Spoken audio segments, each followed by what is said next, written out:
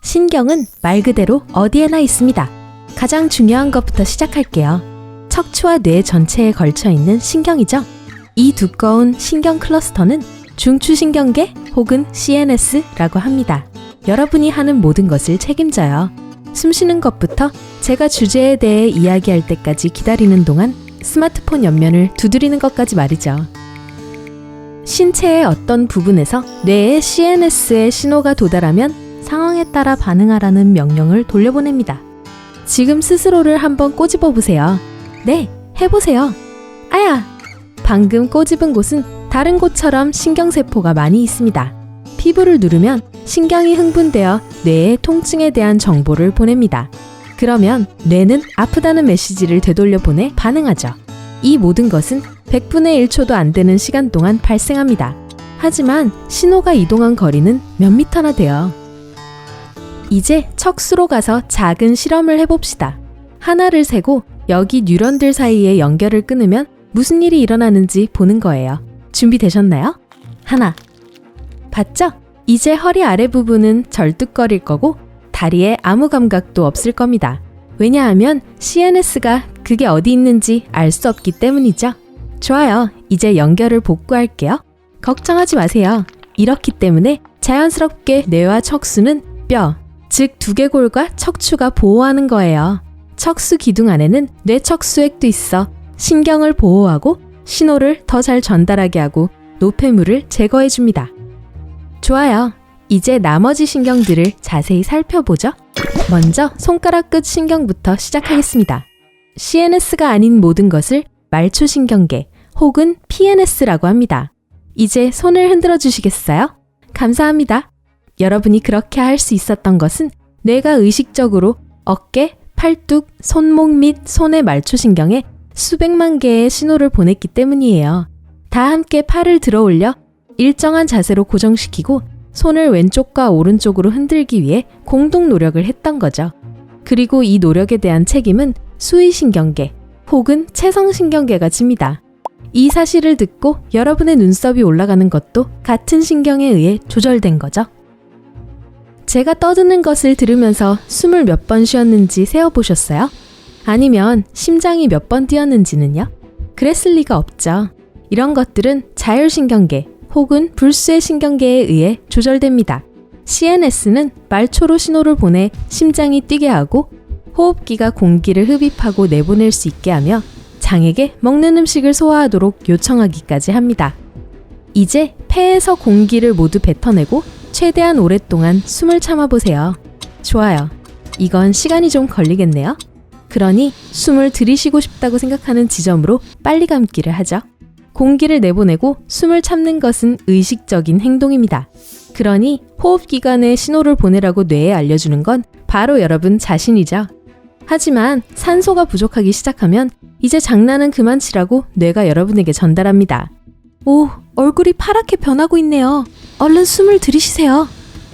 그리고 이제 여러분이 용서해 주셔야 할 일을 하나 할게요. 아야! 미안해요. 제가 약간의 충격을 보내서 핸드폰을 떨어뜨렸어요. 요점은 여러분이 통증을 느끼자마자 무의식적으로 전화기를 놓아버렸다는 겁니다. 제가 꼬집어 보라고 했을 때 여러분은 수의신경계를 활성화했어요. 그래서 통증을 예상했고 원한다면 계속 꼬집을 수 있었습니다. 하지만 이번의 충격은 예기치 않게 찾아왔기 때문에 불수의 신경계가 자극받아 가능한 한 빨리 위협으로부터 멀어지게 한 거예요. 즉, 자기보호 본능 또한 신경에 의해 조절된다는 거죠. 여러분의 몸은 여러분의 지시 없이 해를 끼치는 것으로부터 스스로를 구하려고 노력할 겁니다. 아니, 뭐가 이렇게 가렵죠? 긁어야겠어요. 당장이요. 고마워요. 가려움증은 곤충이나 곤충의 문 자국이 남은 것처럼 피부 위 또는 아래에 거기 있으면 안 되는 무언가가 있을 때 나타납니다. 그 부위의 신경이 봉화처럼 불타올라 뇌가 그곳으로 신호를 보내죠. 하지만 가려운 부위를 긁으면 한 번에 두 가지 상반되는 느낌이 듭니다. 의식적으로는 안도감을 느낍니다. 왜냐하면 더 이상 가렵지 않으니까요. 하지만 무의식적인 수준에서는 뇌가 긁히는 것을 고통으로 인식하고 주위를 가려움에서 긁힘으로 바꿉니다. 기본적으로 긁음으로써 내가 가려움에 주의를 기울이는 것보다 더 중요한 것이 있다고 믿게 속이는 거죠. 저만 그런가요? 아니면 여기가 좀 더운 건가요? 네, 이마에 땀방울이 맺혔네요. 외부 온도가 상승하면 CNS는 변화에 반응합니다. 수십억 개의 신호가 온몸을 통과하죠.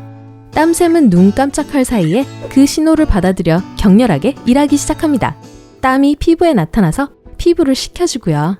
에어컨 온도를 조금 더 낮추는 게 좋을 것 같아요. 고마워요. 아, 제가 조금이라고 했잖아요.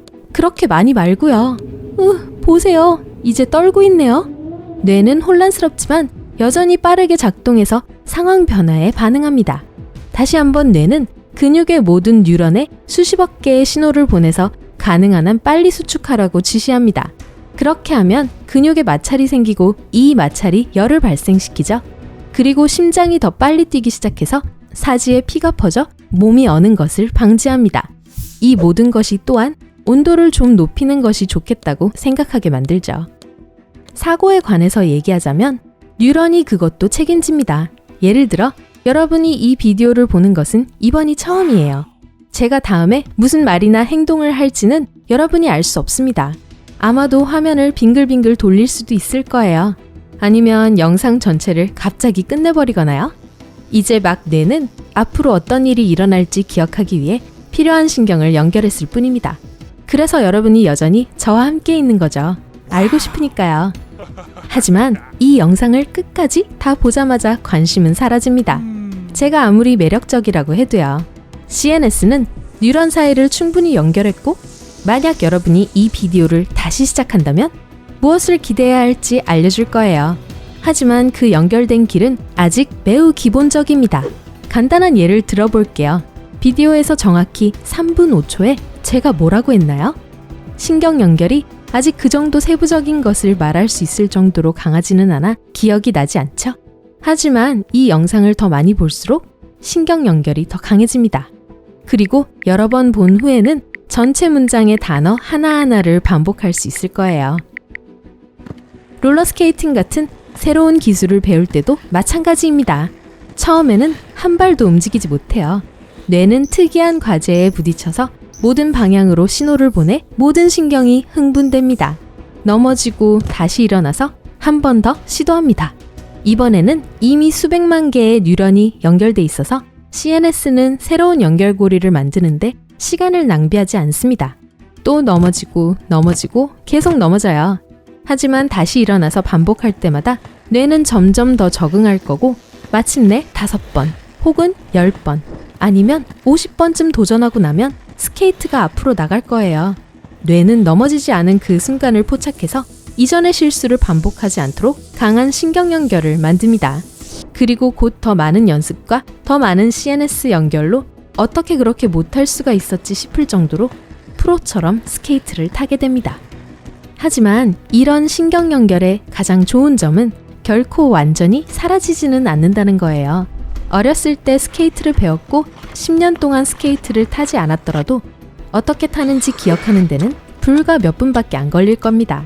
그러니까 몇 년 동안 벽에 매달려 있어 먼지가 쌓인 기타를 손에 드는 것이 두렵다면 그럴 필요 없어요. 줄을 튕겨보세요. 그럼 모든 게 금방 돌아올 거예요. 굳은 살은 안 돌아오겠지만요. 오늘 새로운 것을 배웠다면 이 영상에 좋아요를 주고 친구와 공유하세요. 여기 여러분이 좋아할 만한 다른 멋진 비디오들이 있습니다. 왼쪽 또는 오른쪽을 선택하고 삶의 밝은 면에 머무르세요.